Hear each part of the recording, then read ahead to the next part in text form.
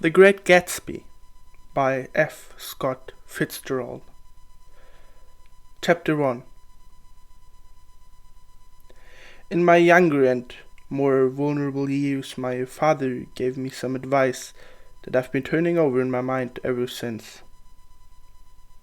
Whenever you feel like criticizing anyone, he told me, just remember that all the people in this world haven't had advantages that you've had.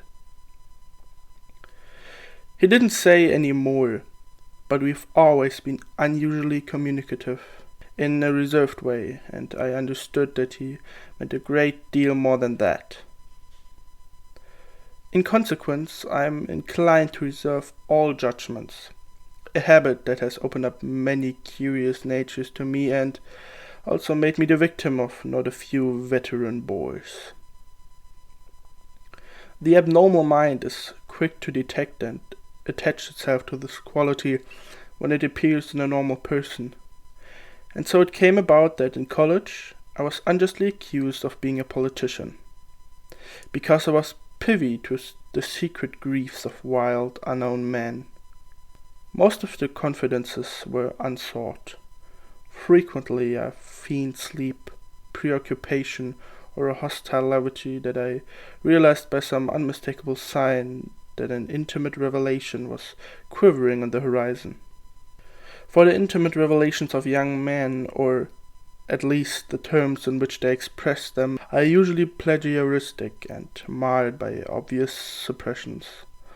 Reserving judgments is a matter of infinite hope.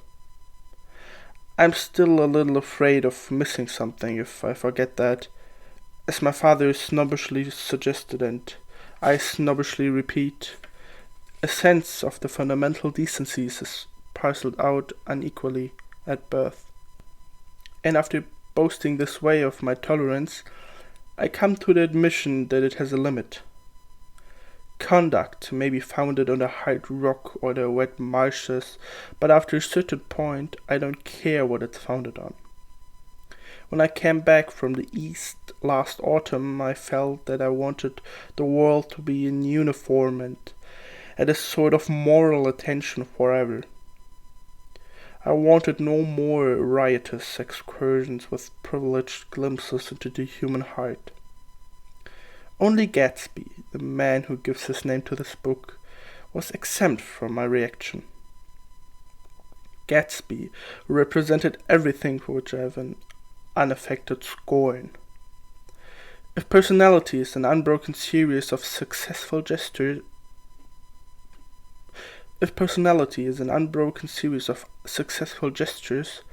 then there was something gorgeous about him, some heightened sensitivity to the promises of life, as if he were related to one of those intricate machines that register earthquakes 10,000 miles away.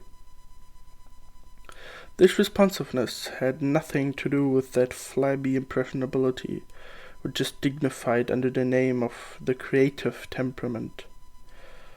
It was an extraordinary gift for hope, a romantic readiness such I have never found in any other person, and which is not likely I shall ever find again. No, Gatsby turned out all right at the end. It is what preyed on Gatsby. What foul dust floated in the wake of his dreams that temporarily closed out my interest in the abortive sorrows and short-winded elations of man.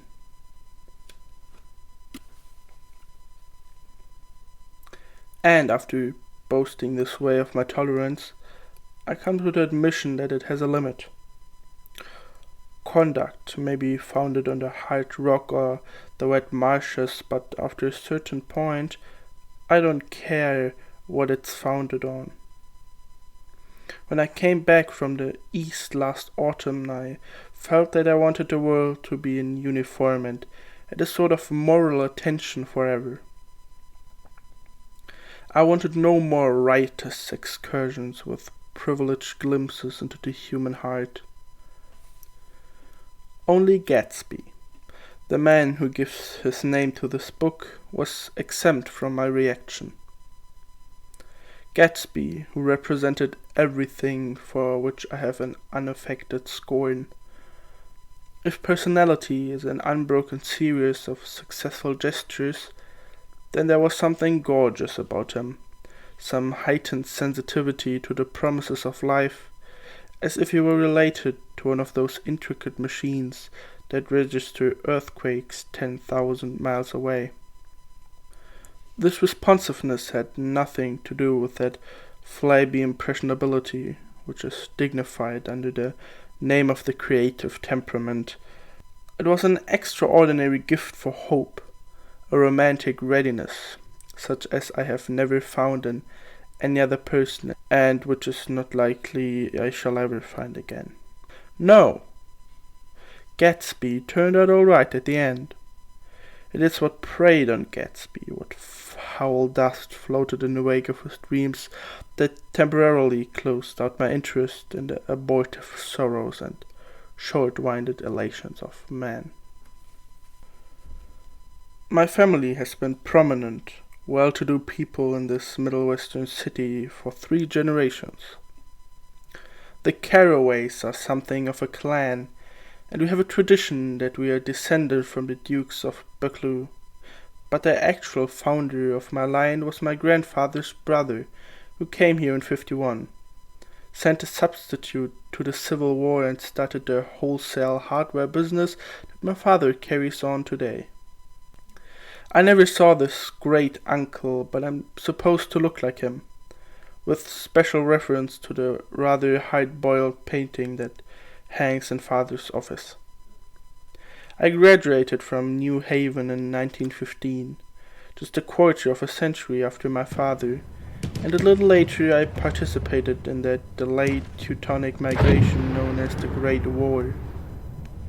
I enjoyed the counter-raid so thoroughly that I came back restless.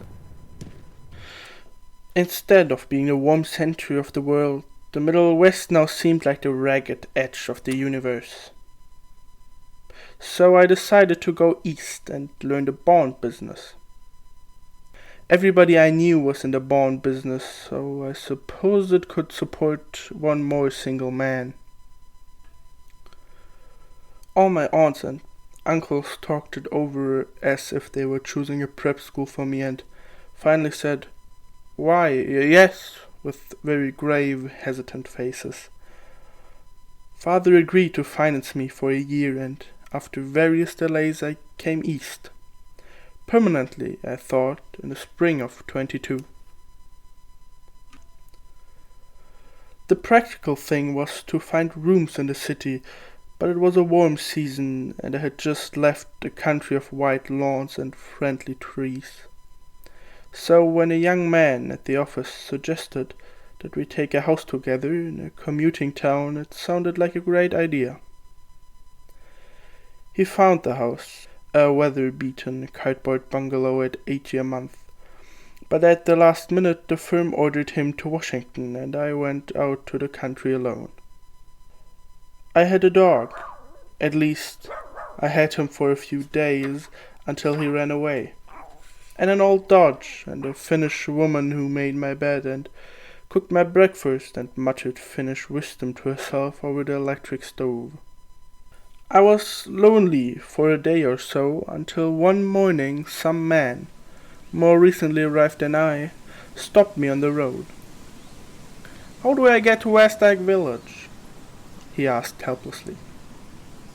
I told him, and as I walked away I was lonely no longer. I was a guide, a pathfinder, an original settler. He had casually conferred on me the freedom of our neighborhood. And so, with the sunshine and the great bursts of leaves growing on the trees, just as things grow in fast movies, I had that familiar conviction that life was beginning over again with the summer. There was so much to read, for one thing, and so much fine health to be pulled down out of the young, breath-giving air. I bought a dozen volumes on banking and credit and investment securities, and they stood on my shelf in red and gold, like new money from the mint, promising to unfold the shining secrets that only Midas and Morgan and Maquinas knew. And I had the high intention of reading many other books besides. I was rather literary in college. One year I wrote a series of very solemn and obvious editorials for the Yale News. And now I was going to bring back all such things into my life and become again the most limited of all specialists, the well-rounded man. This isn't just an epigram. Life is much more successfully looked at from a single window, after all. It was a matter of chance that I should have rented a house in one of the strangest communities in North America. It was on that slender, riotous island which extends itself due east of New York, and where there are, among other natural curiosities, two unusual formations of land. 20 miles from the city, a pair of enormous eggs, identical in contour and separated only by a courtesy bay, jut out into the most domesticated body of salt water in the Western Hemisphere, the great wet barnyard of Long Island Sound. They are not perfect ovals. Like the egg in the Columbus story, they are both crushed flat at the contact end, but their physical resemblance must be a source of perpetual confusion to the gulls that fly overhead. To the wingless, a more arresting phenomenon is their dissimilarity in every particular except shape and size. I love that West egg, the less fashionable of the two, though this is the most superficial tag to express the bizarre and not a little sinister contrast between them. My house was at the very tip of the egg, only 50 yards from the Sound, and squeezed between two huge places that rented for 12 or 15,000 a season. The one on my right was a colossal affair by any standard. It was a factual imitation of some Hotel de Ville in Normandy, with the tower on one side, spanking new under a thin beard of raw ivy, and a marble swimming pool and more than 40 acres of lawn and garden. It was Gatsby's mansion. Or rather, as I didn't know Mr. Gatsby, it was a mansion inhabited by a gentleman of that name. My own house was an eyesore, but it was a small eyesore, and it had been overlooked. So I had a view of the water, a partial view of my neighbor's lawn, and the consoling proximity of millionaires, all for $80 a month. Across the Courtesy Bay, the white palaces of fashionable East Egg glittered along the water, and the history of the summer really begins on the evening I drove over there to have dinner with the Tom Buchanans. Daisy was my second cousin, once removed, and I'd known Tom in college. And just after the war, I spent 2 days with them in Chicago.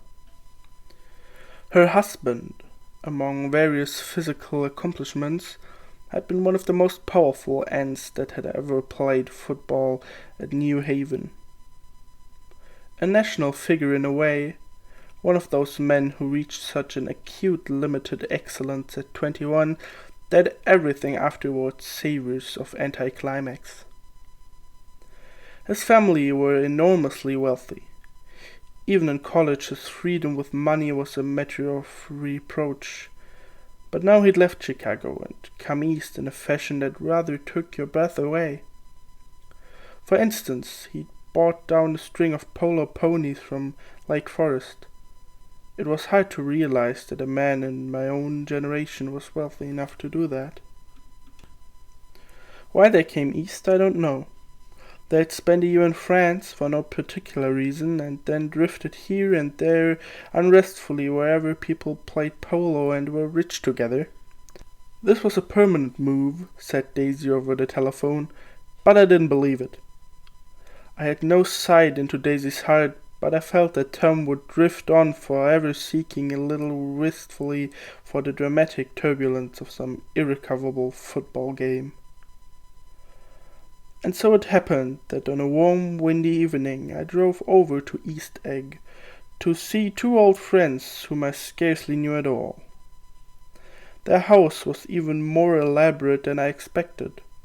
A cheerful red and a white Gregorian colonial mansion overlooking the bay. The Lawrence started at the beach and ran toward the front door for a quarter of a mile, jumping over sundials and brick walks and burning gardens. Finally, when it reached the house drifting up the side in bright vines as though from the momentum of its run, the front was broken by a line of French windows, glowing now with reflected gold and wide open to the warm, windy afternoon, and Tom Buchanan in riding clothes was standing with his legs apart on the front porch.